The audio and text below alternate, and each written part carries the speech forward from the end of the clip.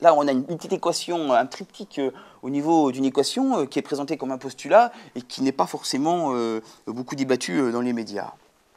Et finalement, ce que nous donnent à voir les médias, pas toujours, hein, mais bien souvent quand même, pour réfléchir sur ces questions, eh bien, nous donnent à voir des cités HLM qui sont un peu exotiques. Et on va dans ces cités HLM comme si on allait observer finalement un terrain en Côte d'Ivoire, le QG, la d'Alassane Ouattara aujourd'hui par exemple. C'est à peu près la même chose, quoi, hein. On va dans ces cités HLM, on a l'impression que c'est des mondes extraordinaires. Et finalement, le mythe, c'est là. Le mythe opère de toutes ses forces et en même temps le mythe se renforce. Pourquoi? Parce qu'on est en train de dissocier complètement finalement ces cités HLM de la réalité, des processus socio-historiques, des inégalités sociales. Ça devient finalement des entités en soi. Et finalement on parle de quoi par exemple? On parle de quartier. Et le mot quartier, ce matin on l'a utilisé ici, mais moi-même, hein, je ne me mets pas du tout en dehors. Quand on parle de quartier, aujourd'hui ça fait sens pour nous, les jeunes des quartiers. Moi j'ai grandi dans un quartier qui était un petit lotissement, j'étais bien jeune du quartier. Mais maintenant, ça ne veut plus du tout dire la même chose. Un jeune des quartiers, c'est un jeune qui a du banlieue HLM. C'est incroyable. C'est-à-dire qu'effectivement, en dissociant, finalement, en extrayant de la réalité les quartiers HLM, finalement, on a aussi quoi? Eh bien, on a extrait de la réalité les jeunes des cités. Cette population qui est devenue finalement une population en soi, comme si c'était parfaitement homogène, comme si c'était une population qui avait une volonté, une seule volonté, comme si les jeunes des cités existaient véritablement. Moi, je dis souvent à mes étudiants, le jour où vous voyez les jeunes des cités dans le ciel ou quelque part devant vous, comme ça, vous m'appelez parce que ça m'intéresse. Hein, ça, c'est... Mais bon, jusqu'à preuve du contraire, les jeunes des cités, c'est extrêmement complexe. Nous qui avons traîné nos guêtres pas mal sur les quartiers HLM, on les a jamais rencontrés et on traîne encore pas mal dans les quartiers HLM. Même pour travailler avec certains jeunes, les jeunes des cités, ça veut rien dire. Ça veut rien dire, sauf que ça finit par faire sens aussi pour les jeunes eux-mêmes. Ça, j'y reviendrai à la fin. Et donc, on voit bien que finalement, les médias participent de quoi? D'un formidable processus de catégorisation. Il n'y a pas que les médias. Mais autant le dire maintenant, ce processus de catégorisation, il marche à plein. C'est-à-dire il a des incidences très très fortes. Il finit finalement par être synonyme d'une formidable logique de réduction identitaire. Ça veut dire quoi? Qu'on va réduire, par exemple, les jeunes des cités uniquement à une seule identité, celle de jeunes des cités. Allons un peu plus loin. Parfois, on va même réduire leur identité, leur être, que dis-je, uniquement, par exemple, à leur origine ethnique. Et là, on a des processus, effectivement, d'ethnicisation. Ici, je vais être un petit peu polémique, mais c'est factuel, hein, il n'y a pas du tout de jugement moral là-dedans. Mais quand notre président de la République, quand il était ministre de l'Intérieur, il n'était pas président de la République, a dit au lendemain des émeutes de novembre 2005 qu'il allait expulser les fauteurs de troubles, expulser la nation française, de la France, les fauteurs de troubles, ça veut dire quoi? Ça veut dire que ceux qui sont à l'origine, si tant est que cela prouvé, de certains actes délinquants, ne sont pas français. Et pourtant, ils sont nés en France. Mais ça veut dire qu'ils sont quoi? Des citoyens de seconde zone? C'est-à-dire qu'eux, on peut les expulser et pas les autres? Ça veut dire que finalement, dans leur être, il y aurait quelque chose de plus et qui vient cacher ou qui vient mettre de côté l'identité de citoyen, l'identité nationale. On peut comprendre ici que certains historiens se sont émus de ces propos, puisque quand on sait quand est-ce que la France a eu recours à ces mêmes procédés dans l'histoire, c'est pas très glorieux. Ça veut dire quoi? Ça veut dire qu'effectivement ici on catégorise une population au point finalement de croire que dans leur être il y a quelque chose qui vient dominer, qui est une sorte de moteur identitaire et qui vient annihiler finalement toutes les autres identités. L'identité nationale, on la balaye, l'identité de citoyen, on la balaye, etc. Et finalement, c'est ça, cette logique de catégorisation. Et si on va encore un tout petit peu plus loin, cette logique de catégorisation consiste en quoi? Elle consiste finalement à déshumaniser. Ça veut dire quoi, déshumaniser? Elle consiste à extraire non seulement de la société des processus socio-historiques, mais même de la commune humanité, ces jeunes. On finit par croire finalement qu'en eux-mêmes, ils ne sont pas complètement humains comme les autres. Preuve en est des rhétoriques politiques de droite comme de gauche. Alors là, on pourrait en brosser, mais ça va de la racaille à ces jeunes sauvageons, etc. Ça veut dire que finalement, on finit plus ou moins par croire, par rhétorique politicienne, par mauvaise foi, mais aussi parfois par conviction. Quand vous entendez un certain député PS, maire d'Evry, sur ses propos, c'est pas triste non plus. Là, il est complètement dans le mythe, dans la catégorisation et dans l'ethnicisation, voire dans l'ontologisation de l'autre. C'est-à-dire qu'on finit par attribuer un être différent à l'autre. Il faut un peu réfléchir à ce qu'on dit quand on tient de tels propos.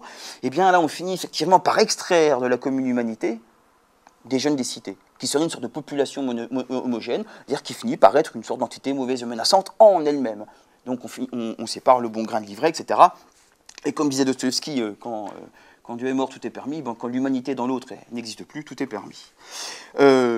Si on suit encore à nouveau ce que nous disent les médias, et si on suit les propos de Patrick Champagne, finalement, c'est quoi le rôle des médias? Et c'est vrai, l'émission d'Élise Lucet, il y a 2 mois, était complètement là-dedans. Moi, j'ai eu l'occasion, Jean-Marc Sébé-Rediollet, c'est moi qui suis allé, de rencontrer les journalistes de cette émission. On a discuté ensemble. Les médias tombent dans le sensationnel, le spectaculaire. Et finalement, dans l'émission sur l'ultraviolence, on se rend compte de quoi? Qu'aujourd'hui, c'est assez extraordinaire. C'est-à-dire qu'on a des populations jeunes. Le journaliste était fier de lui, parce qu'il avait réussi à faire sortir d'une cachette un fusil à pompe par un jeune. Et donc c'est ça le sensationnel. Et finalement, il montre uniquement, au moins 5 minutes dans un reportage, qu'en fait 30 c'est pas mal, ce jeune avec un fusil à pompe, et on finit par croire finalement qu'il y a des fusils à pompe partout dans la cité, etc. Par contre, il ne va pas voir ce qui se passe dans les familles, il ne va pas voir ce qui se passe juste à côté, alors qu'il y a des jeunes filles qui ont monté une association, alors qu'il y a des jeunes gars qui sont en train de jouer au foot, etc. Mais ça, c'est pas le propos. Donc ici, il y a un formidable effet de cadrage journalistique qui est d'autant plus délétère, me semble-t-il, ou du moins salutaire pour le mythe des cités-ghettos, qu'il rejoint ou qu'il se superpose à des rhétoriques politiciennes. Et finalement, on s'aperçoit de quoi? On s'aperçoit dans une large mesure, les cadrages journalistiques ne sont pas inventés par les journalistes, les cadrages journalistiques suivent bien souvent des rhétoriques politiciennes, et on voit bien d'ailleurs aujourd'hui que les journalistes reprennent à leur compte cette fameuse équation cité HLM égale délinquance égale immigration. Et les journalistes sont complètement là-dedans.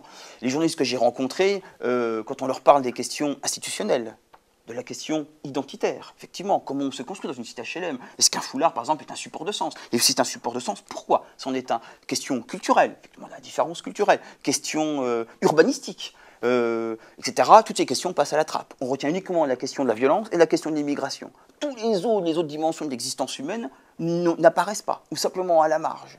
Et ça, c'est, me semble-t-il, extrêmement dommageable, mais extrêmement salutaire pour la constitution du mythe en question. Alors, l'utilisation du mythe par le monde politique, donc là, j'en ai déjà parlé, je vais aller vite. Donc, il y a des logiques d'ethnicisation, hein, on réduit l'autre, effectivement, à une origine ethnique, on pourrait même dire des fois à un gène ethnique, avec d'immenses guillemets, mais bien évidemment, on est quasiment là-dedans chez certains acteurs politiques. Il y a aussi tous les débats autour du communautarisme. Alors ça, c'est extrêmement complexe, mais moi, je suis assez proche là-dessus. Nous sommes assez proches avec Jean-Marc de ce que nous dit Michel Vivorca, c'est-à-dire que nous pensons qu'effectivement, à partir du moment où les acteurs politiques sont sourds aux revendications identitaires culturelles et à des revendications identitaires qui ne s'inscrivent pas forcément dans la mémoire nationale, eh bien, à partir de là, les acteurs politiques ont une responsabilité folle dans la crispation identitaire, dans des crispations identitaires qui peuvent déboucher sur ce dont on a parlé, ce dont vous avez parlé ce matin, autour de la religion, etc. À partir du moment où des responsables politiques nient et ne reconnaissent pas des identités qui font sens pour l'autre et sur lesquelles ils peuvent s'appuyer pour supporter leur vie qui n'est pas toujours supportable au demeurant, et bien alors il ne faut pas s'étonner qu'effectivement, après, ils revendiquent très fortement ces supports identitaires. Nous-mêmes, on a un peu travaillé sur la diversité et la mixité, et on sait très bien, par exemple, qu'avant de voir dans un foulard ou un voile, moi je mets d'immenses guillemets là-dessus, parce que moi j'ai connu ma grand-mère avec un foulard, donc ça me fait un peu drôle, mais avant de voir là-dessus un support identitaire religieux, il faut un tout petit peu aller voir les gens, voir pourquoi ça fait sens et voir comment ça fait sens. Puisque c'est bien un support identitaire avant d'être, à mon avis, un support religieux déjà, c'est-à-dire c'est un support qu'on intègre dans sa vie, qui va faire sens pour de multiples raisons, et si ça fait sens, c'est que peut-être la personne n'a peut-être pas d'autres supports suffisamment positifs dans sa vie à se mettre sous la dent, et que finalement elle finit par se replier sur un symbole qui lui permet d'exister et de dire « je » en tant que femme. Il ne faut jamais oublier ça. Ce n'est pas forcément se fondre dans un nous holiste qui empêche l'expression d'un je individuel. C'est aussi simplement pour dire « j'existe ». Je me rappellerai toute ma vie d'une étudiante qui avait un foulard dans un de mes cours, avec laquelle on a travaillé ensuite, Sarah, qui m'a dit « mais monsieur, par mon foulard, j'existe en tant que femme ». C'est le je, hein, le je de Georges Abermite, c'est-à-dire la personne, l'identité personnelle qui s'exprime très fortement. Donc on voit bien ici que les acteurs politiques consolident le mythe, puisqu'ils vont taxer parfois de communautaristes ce qui peut apparaître comme des revendications identitaires qui font sens pour les personnes. Et enfin, pour aller vite là-dessus, les acteurs politiques se servent du mythe pour justifier des mesures répressives, en tout cas plus répressive aujourd'hui que préventive, et ça nourrit aussi le regard des forces de l'ordre sur ces quartiers. Sébastien Rocher et d'autres, hein, il y a aussi Montjardet et d'autres, qui nous ont montré finalement combien être un policier dans une cité HLM, mais c'est pareil pour les journalistes, c'est dégradant, puisqu'on va parmi effectivement la lie de la population, parmi ceux qui sont au plus bas de l'échelle de prestige social, et finalement il y a une hiérarchie. Celui qui est policier au sein d'une cité HLM, symboliquement il n'est pas du tout au-dessus de la hiérarchie policière, c'est quelqu'un qui est un peu relégué là où il ne faudrait pas être. Au niveau des journalistes, c'est la même chose, hein. Il n'y a pas de service journalistique spécialisé dans les banlieues HLM, simplement parce que personne ne veut y aller, parce que ce n'est pas gratifiant sur le plan identitaire. Troisième point, après les médias, le monde politique, troisième point, l'utilisation du mythe par les classes moyennes. Ici, je vais aller vite, mais finalement, le mythe n'apparaît jamais aussi saillant qu'au moment où les classes moyennes s'en servent pour mettre à distance ceux qui ne sont pas si loin de... Et Jacques Donzelot et d'autres nous ont bien montré, finalement, et nous-mêmes dans nos recherches, on voit bien que les classes moyennes populaires, qui habitent dans le périurbain, dans les quartiers pavillonnaires, se servent du mythe pour se distinguer finalement de ceux desquels on n'est pas trop loin, et de logements sociaux où on aurait pu rester toute notre vie si on ne s'était pas endetté 30 ans pour acheter un pavillon de banlieue. Et on voit que le mythe là ici opère, et finalement